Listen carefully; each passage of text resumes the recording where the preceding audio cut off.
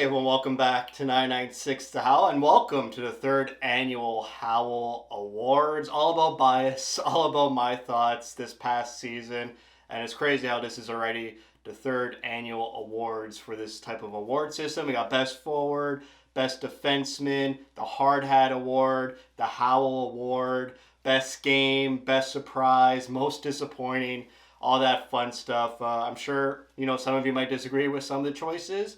Go off in the comments. You're more than welcome to do that. Last year, we saw Chikrin win Most Disappointing Player. Michelli was in that category for Most Disappointing Player or Event. Keller won the Howl Award. Keller kind of swept last year's awards. Best Forward, Hard Hat, and the Howl Award. Gostisbehere won Best Defenseman. So let's get into it for this year, the 2022-2023 season. And we'll start with the Best Forward. The nominees are Clayton Keller, Matthias Michelli, Barrett Hayden, and Lawson Krause. So we'll go with Best Forward here. I try to keep it a surprise for myself too. We're going to go with Clayton Keller. You can't go wrong here.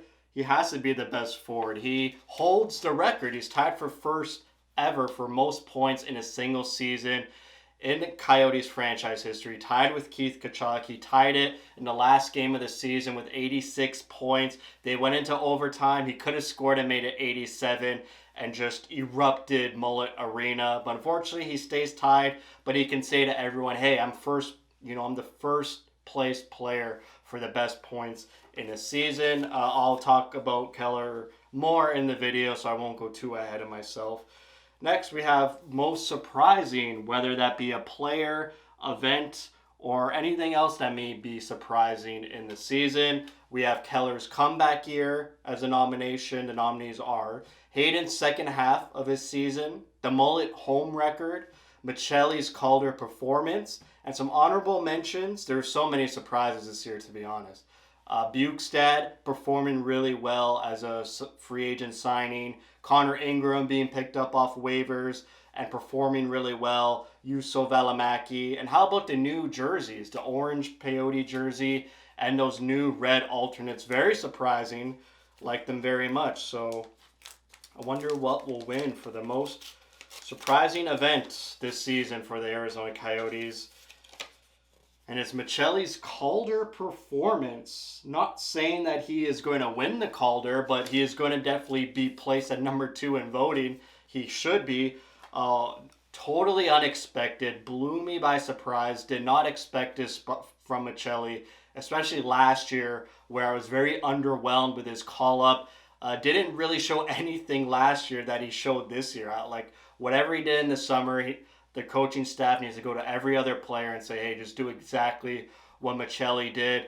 Like I said, first in points per game. Like I said in the season finale video, he was second in total points, but he played 16 less games than Beniers and was only 8 points off from Matty Beniers. So if he wasn't injured, he definitely could have won the trophy. But as it is now, he definitely should place second in voting. So we'll go to best game. This was hard because most categories I'm choosing from 22 players, not too many events, but this is 82 games. I have to sift through, watch the condensed game to make sure I'm choosing the right best game. There's some bias here. The first one is their first win of the season at Toronto. I was there at that game. They've only won They only won 7 games on the road, the Coyotes did, and I was there for 1 out of the 7. So they won 4-2 in that game. That's nominee number 1. Nominee number 2 is a first game at Mullet Arena versus the Winnipeg Jets. That was a 3-2 overtime loss. Nomination 3 is their first win at Mullet Arena against the Florida Panthers. That was a 3-1 win. Nomination number 4 is the versus Boston at home. It was a rope-a-yote type of game. They win 4-3. Or the 5th nomination versus Philadelphia at Mullet Arena, where Clayton Keller got his first career hat trick. So 4 of them at home, 1 of them away. Obviously some bias here. But hey, what are you going to do? What was your favorite game? You could put it down in the comments. I made sure to try not to be too biased on this one, but I went with the December 9th Boston win at Mullet Arena 4-3. I rewatched this condensed game, and it was just as unbelievable, electric, dramatic as watching it for the first time live. The Coyotes had to face adversity in this game. They were massively outshot. What was it? 46-16. They're outshot against the Boston Bruins, who won the most games ever in a single season. This was a historic Boston team, and one of their regulation losses is to the 2022-2023 Coyotes. Prototypical rope-a-yoke game. The Bruins were just hammering the Coyotes. Vejmelka standing tall. There was a disallowed goal in the game for the Coyotes that they had to battle through. And as they were, right after that disallowed goal, the Bruins scored to take the lead. So you had to overcome even more adversity with a disallowed goal. And then it was tied 3-3 late in the third. And on a missed call icing, whether it was legal and an illegal icing call, I believe it was Michelli, picks up the puck and feeds Lawson Krause, who scores with under a minute left, wins it in dramatic fashion in regulation. The building erupted. It was crazy. That was honestly a great game to watch. I'm sure some of you went to go see games live, and you have your choice for the best game. I liked the first game at Mullet against Winnipeg better than their first win at Mullet against Florida. I didn't like that Florida game. Very boring.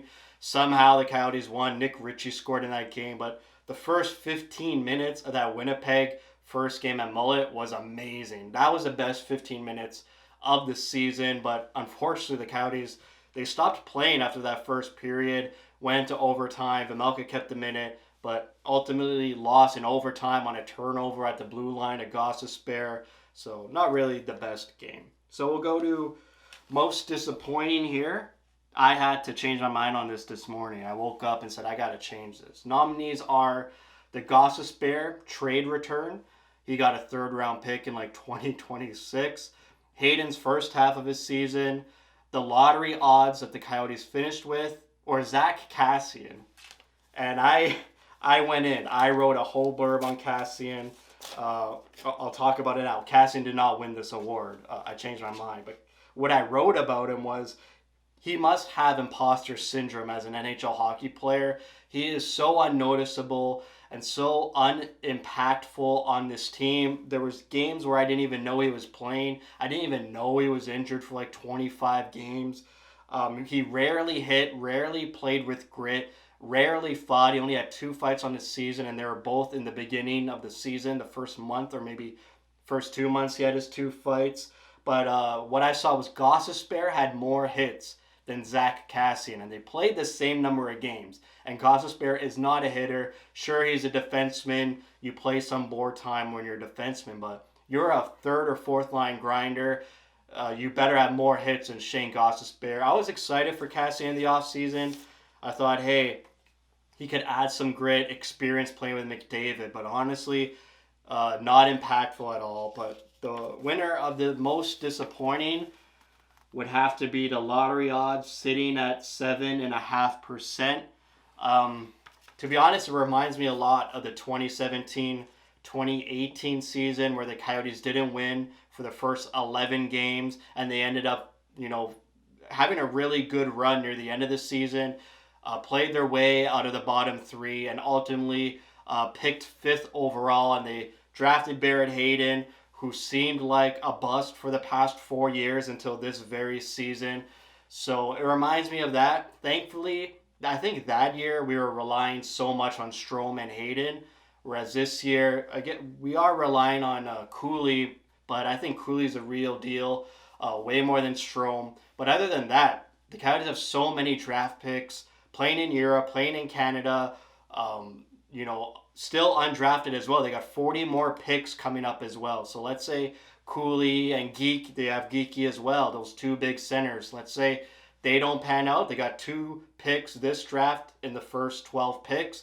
And on top of that, they got 40 more picks moving forward. So they have an insurance plan if it all goes against the wayside, but which I don't think it will happen. But at least they have protection and insurance because, in that Hayden draft, the Strome draft, the Soderstrom draft, they did not have any insurance or protection, and all those 3 players, those first round picks, had a lot of weight on them, and we expected them to move the world, move the earth, move mountains, and they never really lived up to it. And so, I think we're better prepared this time compared to 2017, 2018. But still, this season, I wanted them to be bottom three, get a really good chance at a generational talent in Bedard.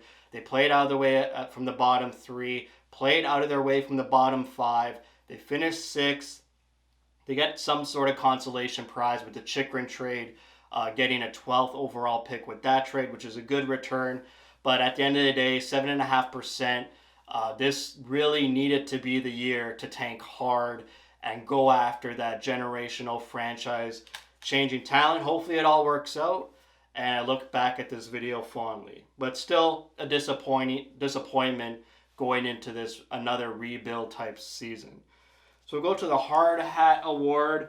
This award is basically a player who brings it every game, has his lunch pail, his work boots on, his hard hat on, just goes to work, doesn't complain, and just plays with grit, that physical edge that Bill Armstrong is trying to promote in the Coyotes. Nominees are Jack McBain, Clayton Keller, Lawson Krause, or Christian Fisher. So there's some skilled guys in this category. It's not about just being the best hitter. Just you come and compete every night. Sort of like Jacob Chychrun did in that shortened season. But the winner for this year is Jack McBain, the rookie. Surprisingly, he had 4 fights this season, even though in college you're not allowed to fight. So it's crazy how such a young guy, a rookie, could come in the NHL and fight and hit. He finished 4th in hits in the whole league. Unbelievable. He has the most hits in Arizona Coyote history. Rookie, veteran, forward, defenseman, doesn't matter. He holds the record. This is his first year, a rookie. He had 304 hits this season. He's just getting started. It's going to be unbelievable to watch Jack McBain, to get bigger, get beefier, get more angrier, get more confident. This guy's going to blow the world away. I honestly can't believe a rookie, an underestimating player too. He doesn't look huge, but like he's a thick, lean guy. And I'm so excited to see what he can do moving forward as he gets more comfortable in the league and teams start becoming very scared of him. Way to go, Jack McBain, for the Hard Hat Award. Second last one, Best Defenseman. We got Jacob Chychrun. Surprise, Jacob Chychrun. He won the most disappointing player last year. Number 2, Valimaki. 3, Josh Brown. Nominee number 4, J.J. Moser. This was a tough one to pick because really no Coyote defenseman really took a huge step forward, was such an impactful defenseman where all the league is scared of this defenseman. We don't have that really good young defenseman just yet. I don't even think he's drafted yet. I really don't think Lamoureux is going to be that guy. He might be, but our defense needs a bit of work in the offseason, and there's no real amazing defenseman we have. We'll see if Soderstrom can improve in the offseason. But the winner, and the last time I probably speak about this guy, I swear, it's Jacob Chychrun. What a turnaround. This guy went from the shortened season where I picked him as MVP, our next captain, to the next season where he was the most disappointing player. He had some harsh words in the exit interview. He wanted out, just really threw the team under the bus. Then he comes this year. He was a real professional throughout the whole process. Everyone knew he was going to be traded, but he came to work every day. He was a fierce competitor. He was healthy. He put up goals, points, one of his best production and point paces in his career. He looked so good, looked like he didn't miss a step. If anything, he took a step forward as an elite defenseman for the Coyotes. What else do I have to say about Chychrun? He increased his trade value for us. I was worried he might come back from injury hurt or limping, or he might not have all that, passion to play and would lower his trade value. But he came every game with that passion and that competitiveness. He was loving to score. He was contributing to the team to win. He was calling for the puck so much. He was shooting so much. He just wanted to play hockey. It didn't matter about the context. If he was on the ice, he wanted to be the best player. And I think he was the best defenseman. I don't think there could be a case for any other defenseman. Like Valimaki, sure. Like he became an incredible story, picking up on waivers, getting 34, 35 points on the year, and really stepping up when Chikrin and Gostisbehere left. But it just wasn't enough for me. Josh Brown was nominated because I love his fights. I love watching this guy fight. One of the best fighters the Coyotes have had in decades. I think he might be one of the best fighters in Coyotes history. Every time he's in a fight, he is just pummeling the opposition. Just a real bruiser, Josh Brown was. And Moser, didn't really take that step forward I was expecting from him. Just really maintained that same offensive production, same sort of stay-at-home defenseman type player. So didn't really jump off the page for me, J.J. Moser. Now we'll go to the Howl Award, the last award, 17 minutes in here.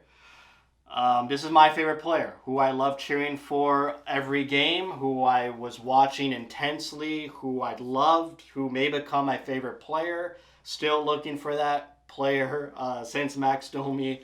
I've been burned, so really don't have such a bona fide favorite player just yet. The nominees are Barrett Hayton, Matthias Michelli, Clayton Keller, or Connor Ingram. You got to talk about the goalies. I just threw Ingram in there. I like him. I think he's my favorite goalie right now on the Coyotes, not the league.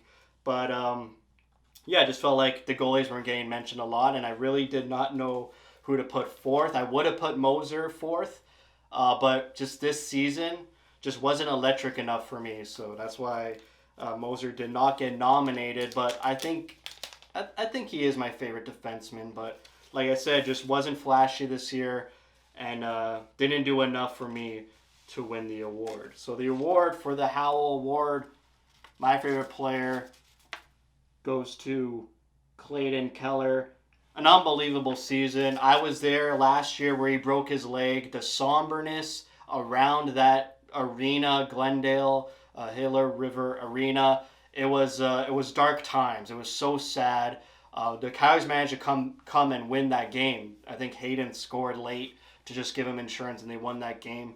But over the summer, to rehab from a broken leg, to have barely any training camp, no preseason games, and just eclipse his point pace from last year. He was on an incredible pace last year to beat all his career highs. Unfortunately, he gets that massive injury. And then this year just goes on a meteoric pace to just eclipse everything. He just beat those career highs and then some. 37 goals from Clayton Keller. So much confidence with the puck, so much skill with the puck, so electrifying to watch. It's literally like I'm watching Patrick Kane when Patrick Kane was in his prime. He mimics his play so well, and just so excited and happy for Keller. I really think he did achieve his goal this season, and just to see a human being achieve his goal and such a high goal at that, it would have been one thing to say, hey, Clayton Keller got 60 points on a rehab year from a massive injury. Everyone would have been okay with that, but to just be tied for the best Coyotes season in history, it's just a tremendous victory for Clayton Keller, and that's all I gotta say. So thank you for watching. If you disagreed with the awards, please leave in the comments. If you like what you see, spread the word. And as always, thank you for your support.